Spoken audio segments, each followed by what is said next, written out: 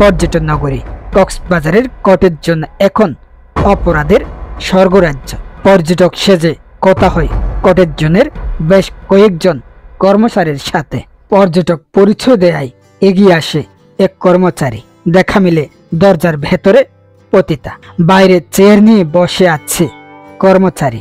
গেটে যাওয়া মাত্রই বলেন, প্রত্যেক রুমে রয়েছে সুন্দরী নারী, আপনাদের যেটা পছন্দ সেটা নিতে পারবেন, কিন্তু এর আগে টাকা এবং কথা ফাইনাল করে যেতে হবে। প্রিয় দর্শক, এই হচ্ছে কক্সবাজার কটেজ জোনের গোপন রহস্য। আরো রহস্য জানতে সম্পূর্ণ ভিডিওটি দেখতে থাকুন। বলছিলাম কক্সবাজার কটেজ জোনের কথা। পৌর শহরে অবস্থিত কলাতলী হোটেল মোটেল জোনের হোটেল ব্যবসার অন্তরালে বেশ কয়েকটি হোটেল ও কটেজে মিনি পতিতালয় খুলে দীর্ঘদিন ধরে অসামাজিক কার্যকলাপ চালাচ্ছে স্থানীয় কিছু প্রভাবশালী মহল। সচেতন মহলের মতে কটেজগুলো এখন পাপের স্বর্গরাজ্য পরিণত হয়েছে। এসব এলাকা মূলত পতিতাদের এবং পতিতা দালালদের দখলে রয়েছে। সাইনবোর্ডধারী হোটেলের আড়ালে এখানে চলে রমরমা মাদক বাণিজ্য। ওপেন সিক্রেট চলছে ইয়াবা ও পতিতার হাট। হাত বাড়ালে মেলে মাদক, হাত বাড়ালে মেলে সুন্দরী রমণী। সকাল সন্ধ্যা কটেজ জোনের বিভিন্ন সড়কে বিচরণ অপরাধীদের। বিশেষ করে রাত 8টার পর থেকে চলে রমরমা দেহ ব্যবসা। যেন শহরের কটেজ জোন একটি পতিতা বাজার। এসব কাজে সরাসরি জড়িত রয়েছে বেশ কিছু হোটেল মালিকগণ। তাছাড়া পতিতা খদ্দের খুঁজে ব্যবহার করা হচ্ছে কিশোর গ্যাং সদস্যদের। কমিশন ভিত্তিতে পতিতা ও মাদকদ্রব্য সরবরাহ করে কিছু রিক্সা ও সিএনজি চালক। নিরাপদ এলাকা হিসেবে মাঝারি থেকে বড় মাপের ব্যক্তিরাও কটেজ জোনে গিয়ে তাদের আকাম কুকাম সারছে প্রতিনিয়ত। তবে এদের কোনো ভয় নেই। গত সোমবার 10 জন রাতে কক্সবাজারের পুলিশ অভিযান চালায়। অভিযানের খবরটি আগে জানতে পারাতেই পতিতা ব্যবসায়ীরা ঘা ডাকা দেয়। ফলে কটেজ জোন পতিতা শূন্য হয়ে পড়ে। সব মিলিয়ে পর্যটন নগরীর কটেজ জোন অপরাধ ও অপরাধীদের নিরাপদ আস্থানায় পরিণত হয়েছে বলে স্থানীয়রা মনে করেন। স্থানীয় সূত্রে জানায়, এক সময় দিনের বেলায় হলেও এখন দিনরাত 24 ঘন্টাই চলছে কটেজ জোনের অপকর্ম। হাত বাড়ালেই মিলছে বিভিন্ন দামের পতিতা ও নেশাজাত দ্রব্য। এসব কাজে জড়িত রয়েছে স্থানীয় কিছু বড় মাপের নেতা নামধারী দালাল। প্রতিদিন অপরাধ করেও রহস্যজনক কারণে পার পেয়ে যাচ্ছে উক্ত অপরাধীরা। কটেজগুলোর নিয়ন্ত্রক সংগঠক থাকলেও অপরাধে জড়িতদের বিরুদ্ধে কোনো ব্যবস্থা নিচ্ছেন না তারা। এ কারণে বিশ্বের অন্যতম পর্যটন নগরীর কটেজ জোন পাপের স্বর্গরাজ্যতে পরিণত হয়েছে। অভিযোগ উঠেছে, এই কটেজ জোনের বেশিরভাগই ব্যবসায়ী এখন পর্যটন ব্যবসা ছেড়ে পতিতা ব্যবসার দিকে ঝুঁকেছে। প্রতি রাতে পতিতার ঢল নামে এই এলাকায়। পতিতা ব্যবসাকে দেহশিল্পে রূপ দিয়েছে অসাধু ব্যবসায়ীরা। তাদের নিয়ন্ত্রণে রয়েছে শক্তিশালী সিন্ডিকেট।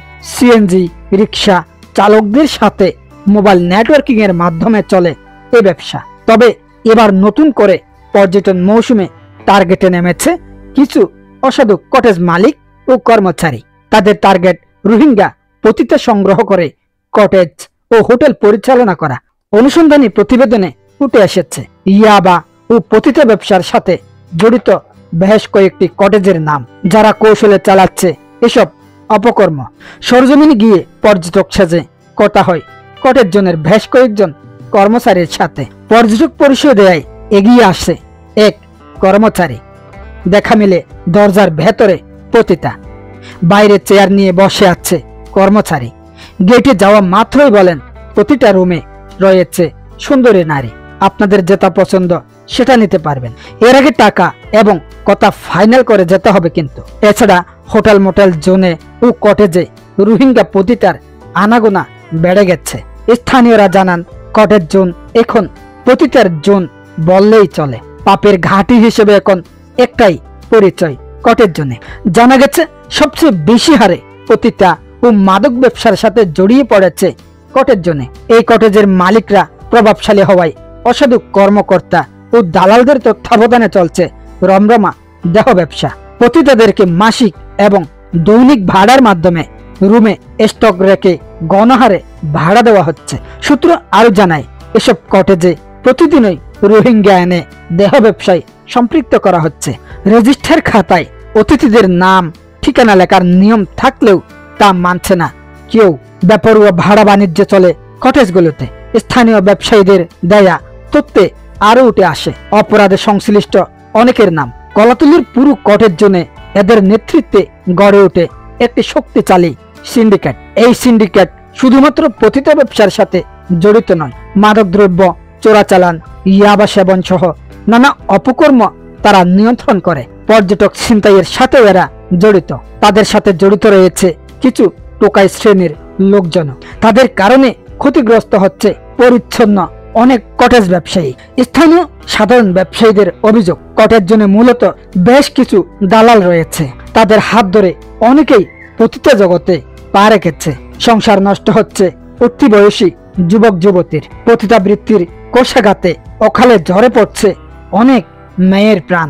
2024 সালের 1 অক্টোবর রাতে কক্সবাজার জেলা পুলিশ ও জেলা গোয়েন্দা সংস্থা ডিবি পুলিশের একটি টিম কটেজ জোনে অভিযান চালিয়ে অনৈতিক কর্মকাণ্ডের সত্যতা পাওয়ায় বেশ কয়েকটি কটেজ বন্ধ করে দিলেও কর্তৃপক্ষের টনক নড়েনি। ফের সেই আগের মতোই চালিয়ে যাচ্ছে তাদের অনৈতিক কর্মকাণ্ড। কক্সবাজারের পর্যটন শিল্পকে কলঙ্কিত করতে মূলত তাদের এই কর্মকাণ্ড বলে মনে করেন সচেতন মহল। পর্যটন নগরী কক্সবাজারের কটেজ জোন, হোটেল বেলাভূমি ও হোটেল ক্লাসিক পুনরায় চালু করল পতিতা, ইয়াবা ও মাদক দিয়ে। প্রশাসনের দৃষ্টি আকর্ষণ করে স্থানীয় সচেতন মহল বলেন, এই অনৈতিক কর্মকাণ্ড অবশ্যই বন্ধ করতে হবে। প্রয়োজনে আবারও অভিযান চালাতে হবে। এভাবে প্রশাসনের অবমূল্যায়ন কক্সবাজারবাসী কোনোভাবে মেনে নেবে না। তাদের প্রশ্ন, এই মালিকরা এত সাহস কোথায় পায়?